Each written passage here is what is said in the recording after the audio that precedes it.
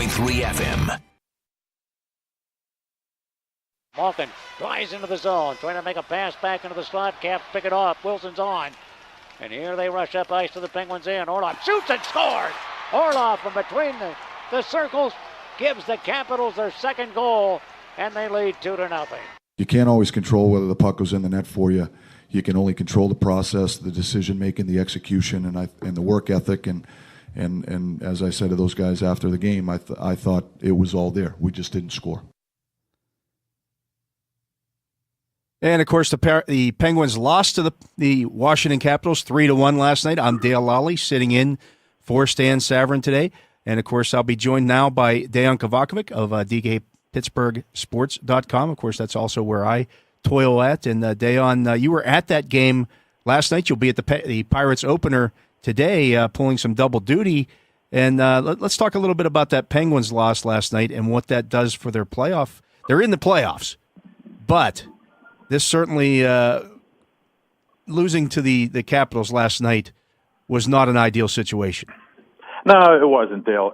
On a lot of levels, you want to, send a team like that a message, and I think they did that by competing hard.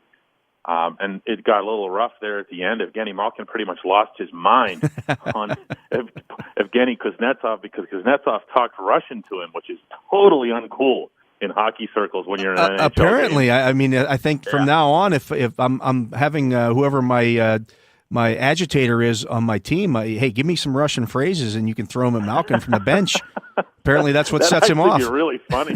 They could teach Tom Wilson Russian between now and the second round. It didn't help. They put themselves in a position now where they have to go to Columbus on Thursday, and to make sure that they secure home ice in the first round, they pretty much have to beat the Blue Jackets because the Blue Jackets have a lighter schedule between now and then. So it's not great. They would have been in a much better position. That said, man, Dale, all they did was shrug at this last night because they're like, what? So we didn't win the division? When did we ever win the division? Yeah, they never do that. It's not so much about that, though, but I think when you look at it, this is a team that really needs to have some home ice in those early rounds. They're 16, 20, and 4. That's the biggest thing is that they've been, unlike the first two cup runs here, they've not been at all a good road team. And I think there's a definite distinction this year in that regard. If all of a sudden they can flip the switch and be really good on the road, I'll tell you what, Dale, that it's been the biggest mystery of the year, and I keep waiting for it to go away because it doesn't make any sense. This group, not only have they won on the road, it's not like they get freaked out. I mean, they won their cup clinchers on the road, Game 6 both years. This is not a group that's intimidated. So it really hasn't made much sense. Yeah, it hasn't, and I'm interested. I mean, they've been very good at home, one of the best home teams in the league. But that road record is perplexing, and you wonder if they can just flip the switch in the playoffs. I think there's a difference this year a little bit too with the conference as a whole. I think when you look at the Eastern Conference now, I think it's a more difficult road to travel in the playoffs.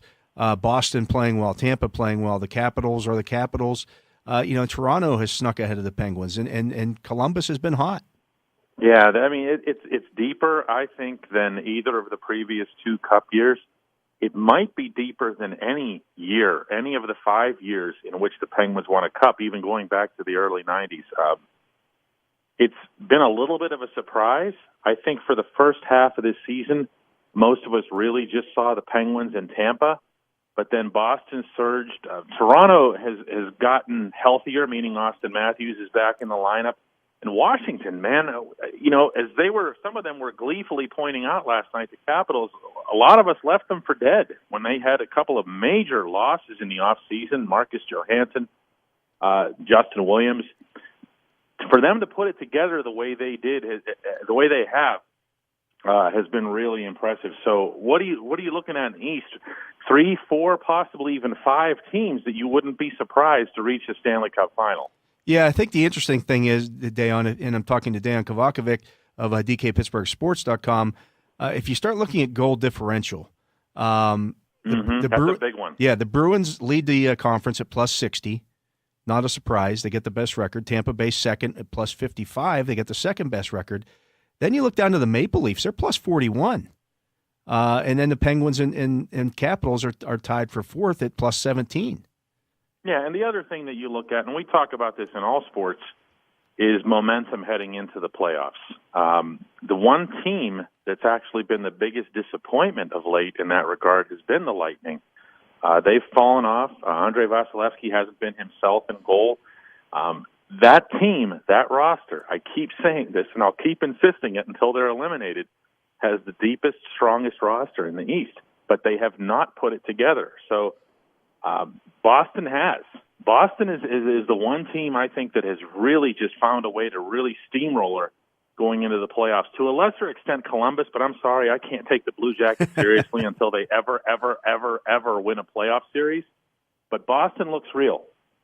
Yeah, it's going to be interesting. I think the playoffs this year, as you mentioned, a deeper Eastern Conference than what we're accustomed to seeing, and it should make for a great playoff run. Let's switch things up now, Dejan. You're over at the ballpark today. First of all, are there any fans there? Yeah. This is, by all accounts, they've sold the game out, at least for official purposes, as of last night. The lots are a little bit light. I'm actually looking out the window in the back of the press box right now as I'm talking to you. But, mission accomplished. They discounted like crazy. They gave tickets away, but, they did what they had to do. And, who else did what they had to do? The players, They went up to Detroit, and they took care of a bad team, which can never be taken for granted in baseball. Sweeps are sweeps. And they came home with maybe a little bit of a positive feel. Certainly there is in that clubhouse, but we're talking about the public here, right? Yeah, absolutely. Yeah, so they're the ones that I think the guys in the dugout, I think they've always had the faith in themselves, but it's been that outside perception. We've had people talking about 100 lost seasons and stuff. That doesn't happen very often. Stuff that when I was up in Detroit for the openers, Dale, and there was a palpable anger in there. They're really defiant about this idea that they're supposed to all of a sudden stink. Nobody was in there predicting a World Series or whatever, but at the same time they were like, you understand this lineup's going to hit. This can hit. It's long. It has length. That was the term that Josh Harrison was using. I like that. It has length, this lineup, and it does. It goes 1 through 8.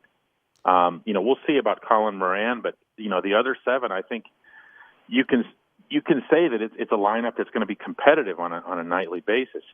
The pitching, we have absolutely no idea. No idea. That's the thing, Well, I think could be.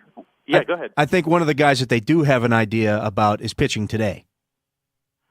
You would hope so. The only thing that you don't know about with him is the obvious, and that's that he's had his share of injuries and some more serious, unfortunate issues. Obviously, the cancer, but he has to stay on the mound. And regardless of his past and the different things that have happened to him, one way or another, he's not been able to put together a 30-start season.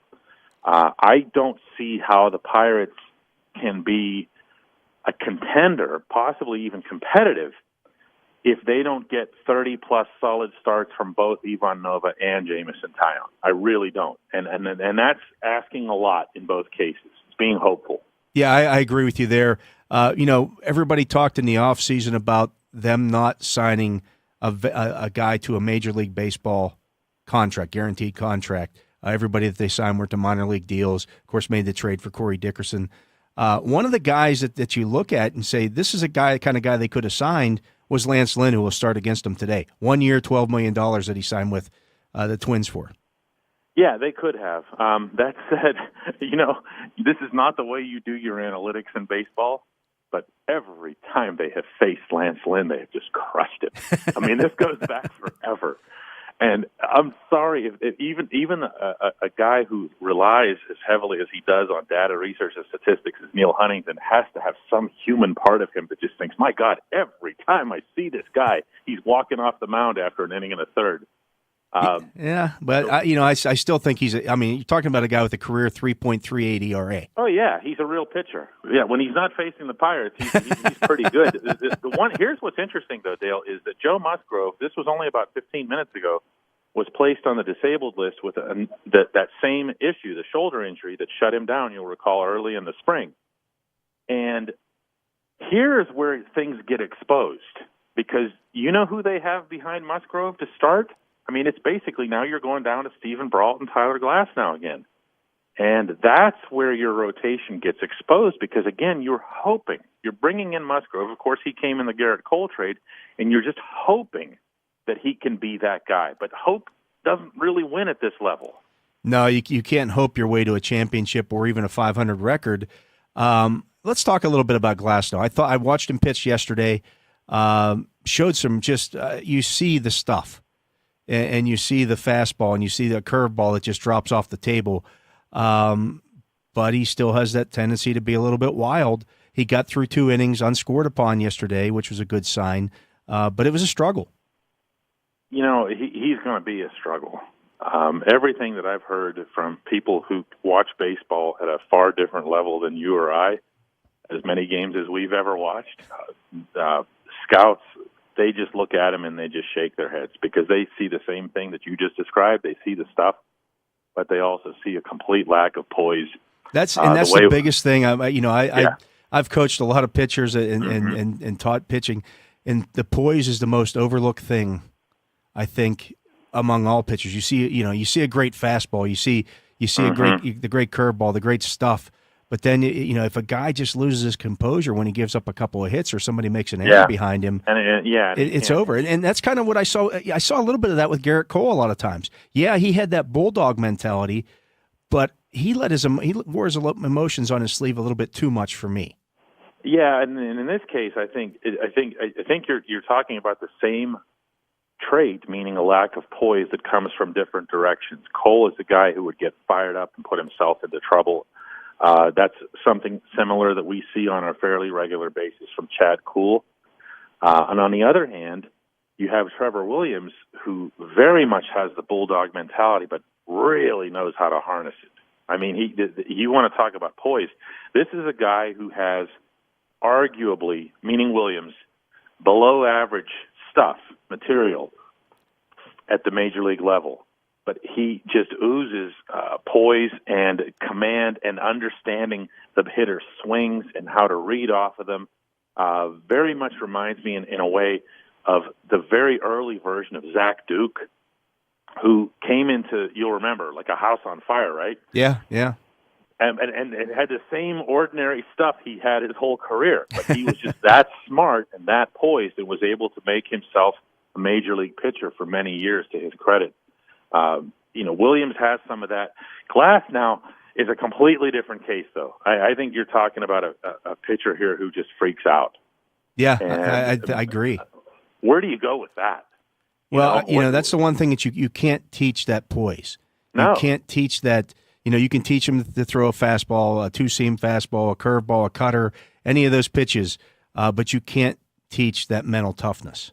And that's the big difference, and that's something you saw it yesterday with Williams. He's out there battling for 6 innings. He's throwing a no-hitter. He's walking guys left and right, but he keeps pitching his way out of jams because he has that kind of that mental fortitude to do that. It's very impressive. I can't say enough about what he's done and what he continues to do. That said, I don't know that you can count on him with that kind of stuff for 30 starts or whatever. So we keep coming back to the same issue, is that we just don't know about the pitching. We don't know that it's going to be bad. That's what I mean when I say that. But we also have no idea in either direction. Yeah, it's going to be interesting to see. Let's on the subject of Williams, do you have a problem with Clint Hurdle pulling him after 6 yesterday with the no-hitter intact? Oh, my goodness, no. 85 pitches in the first game, and he's walking people. You know that less than half of his pitches yesterday were strikes? Yeah, and that just shows you how, he was gutting it out. There was no ifs, ands, or buts about it. Yeah, they don't just – one thing to understand, when the way the Pirates do this, and it comes from on high, but Clint Hurdle and Ray Searage and everybody follow it religiously. It's not just about the pitch count for the game.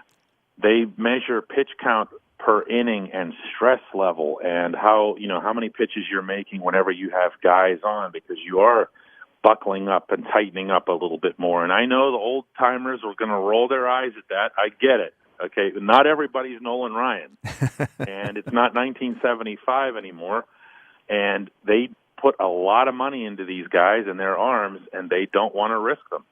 Yeah, I agree with that. Of course, the first pitch will be at 1:05 today. Dejan, we appreciate you coming on, and enjoy the game. I guess you'll be in the press box. You'll be warm, at least, or warmer. Yeah, most of the windows are closed here. We're lobbying for the rest to be closed, but yeah. They've cleared the snow. Let's put it that way. That's our weather update from BNC Park. They've cleared the snow. Well, he is Dejan Kovacevic. You can, of course, read him at dkpittsburghsports.com, where you can read myself as well. And, of course, Dejan and Lance Lysowski will have all the coverage from today's Pirates opener on that website. Dejan, enjoy the game. Appreciate you coming on. Thanks, Dale.